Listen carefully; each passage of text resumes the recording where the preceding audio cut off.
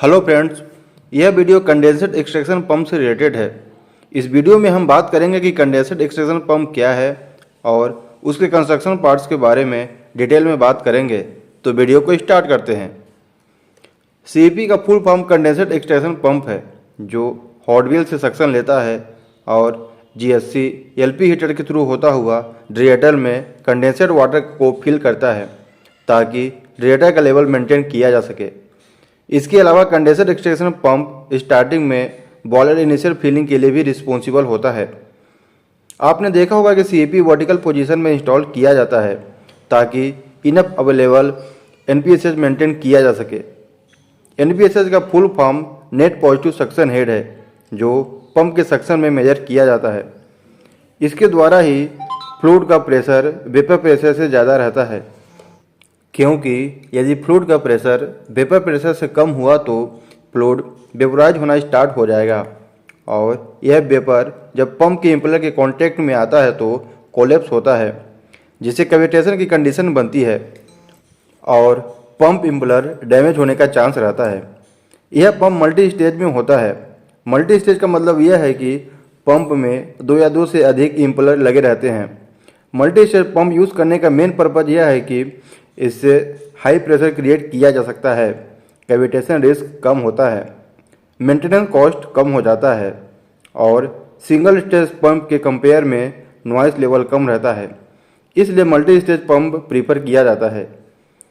चूँकि CP suction में negative pressure होता है, इसलिए मैकेनिकल सील का भी अरेंजमेंट किया जाता है। इसके बाद सीपी के कंस्ट्रक्शन पार्ट के बारे में बात करते हैं। Suction line. Condenser extraction pump hot wheel से सक्शन लेता है और स्टार्टिंग में वाटर धीरे धीरे बैरल में भरता है। इस कंडीशन में कनिस्टर वेंट ओपन रहना चाहिए ताकि बैरल के अंदर जो भी एयर है वह रिमूव हो सके और इसी बैरल के अंदर ही पंप इम्पेलर डूबा रहता है। सक्शन एमआईवी। सक्शन एमआईवी सक्शन लाइन में लगा रहता है। जब वाल्व ओपन रहता है तब सीपी को सक्शन प्रोवाइड कराता है और जब एमआईवी क्लोज किया जाता है तब आइसोलेशन सेक्शन जैसे कंडेंसर में एयर या गैस को जाने से रोकता है ताकि कंडेंसर का वैक्यूम मेंटेन किया जा सके। Suction strainer. Suction strainer pump के सक्शन में लगा रहता है। यह कंडेंसर वाटर में प्रेजेंट सॉलिड इम्प्यूरिटीज़ या अदर इम्प्यूरिटीज़ को रिमूव करता है। सक्शन स्ट्रेनर स्टेनलेस स्टील का बना होता है जो रस्ट और करोजन से स्ट्रेनर को प्रिवेंट करता है। जैसा कि आप इस वीडियो में देख सकते हैं कि स्ट्रेनर के एब्सेंस में solid impurities direct pump impeller के कांटेक्ट में आता है और इम्पेलर को डैमेज करता है। लेकिन यदि दूसरे कंडीशन की बात करें तो स्ट्रेनर के प्रेजेंस में सॉलिड इम्प्यूरिटीज़ स्ट्रेनर में ट्रैप हो जाता है और पंप नॉर्मली वर्क करता रहता है। इसलिए सक्शन स्ट्रेनर बहुत ज़रूरी है। Canister bent.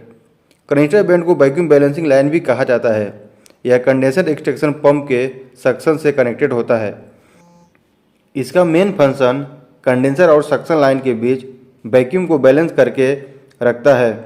वैक्यूम बैलेंस करना जरूरी है ताकि सीएपी प्रॉपर सक्शन ले सके। वैक्यूम को बैलेंस कैसे किया जाता है? नॉर्मली कंडेंसर में कंडेंसेबल और नॉन कंडेंसेबल गैस प्रेजेंट होती है। नॉन कंडेंसेबल गैस का डेंसिटी कम होने की वजह से कंडेंसर के टॉप में प्रेजेंट होता है, उसे वैक्यूम पंप के द्वारा रिमूव कर दिया जाता है। लेकिन कंडेंसेबल गैस की डेंसिटी ज़्यादा होने की वजह से कंडेंसर वाटर में डिजॉल्व रहता है। जैसा कि मैंने बताया कि वैक्यूम पंप के द्वारा नॉन कंडेंसेबल गैस को रिमूव किया जाता है, जिसकी वजह से कंडेंसेड वाटर पर ऊपर की ओर एक फोर्स लगता है, जिसकी वजह से वाटर ऊपर की ओर जाने की कोशिश करता है और सीईपी इतना कैपेबल नहीं होता कि इस फोर्स के अपोजिट वाटर को हॉट व्हील से सक कर सके। इसलिए वैक्यूम बैलेंसिंग लाइन को सीईपी सक्शन और कंडेंसर के टॉप से कनेक्ट किया जाता है ताकि वैक्यूम पंप के द्वारा जो अपवर्ड फोर्स लग रहा है उसे बैलेंस किया जा सके और पंप इजीली वाटर सक कर सके। कनिस्टर बेंट को यूज़ करने का दूसरा पर्पज़ यह है कि कंडेंसर वाटर में प्रेजेंट कंडेंसेबल गैस या एयर बबल्स को पंप इम्पेलर में जाने से रोकता है, क्योंकि यह कैविटेशन प्रोड्यूस करने के लिए रिस्पॉन्सिबल होता है। Recirculation line. रिसर्कुलेशन लाइन में कंट्रोल वाल्व लगा रहता है जो मिनिमम फ्लो को मेंटेन करता है। Long recirculation line gland steam condenser के आउटलेट से फ्लो को कंट्रोल करता है। यह फ्लो मेंटेन करना जरूरी है ताकि पंप को ओवरहीटिंग और कविटेशन से प्रोटेक्शन प्रोवाइड किया जा सके। Discharge NRV. डिस्चार्ज एनआरवी एक डिवाइस है जो पंप के डिस्चार्ज में इंस्टॉल किया जाता है। इसका मेन फंक्शन वाटर को बैकवर्ड डायरेक्शन में फ्लो होने से रोकना है। इसे चेक वाल्व भी कहा जाता है। डिस्चार्ज एनआरवी फेल होने की कंडीशन में वाटर बैकवर्ड डायरेक्शन में फ्लो होने लगता है, जिसकी वजह से वाटर हैमर और पंप रिवर्स फ्लो की कंडीशन क्रिएट होती है। Pump suction line internal parts. Suction bell. जैसा कि आप इस वीडियो में देख सकते हैं कि यह पंप का सबसे बॉटम पार्ट है जिसे सक्शन बेल कहा जाता है। सक्शन बेल को बेल माउथ भी कहा जाता है। यह नोजल शेप में होता है जो पंप के इम्पलर आई में स्मूथली वाटर मूव कराने के लिए रिस्पॉन्सिबल होता है और वेलोसिटी डिस्ट्रीब्यूशन इरेगुलरिटीज को मिनिमाइज करता है। इम्पलर। इम्पलर सेंट्रीफ्यूगल पंप का रोटेटिंग पार्ट होता है जो वाटर को पुश करने के लिए मोटर से एनर्जी को ट्रांसफ़र करता है। इसमें इम्पलर ब्लेड रोटेट होता है और सेंट्रीफ्यूगल फोर्स क्रिएट करता है, जिसकी वजह से वाटर रोटेशन अप सेंटर के आउटवर्ड पुश होता है, जिससे वाटर की वेलोसिटी इंक्रीज होती है और केसिंग के द्वारा प्रेशर इंक्रीज होता है। Bowl assembly.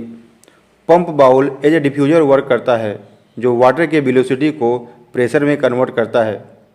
इसके अलावा पंप के लिए थ्रस्ट बेयरिंग लगाया जाता है और इसका टेम्परेचर मेंटेन करने के लिए ऑयल का लेवल मेंटेन किया जाता है।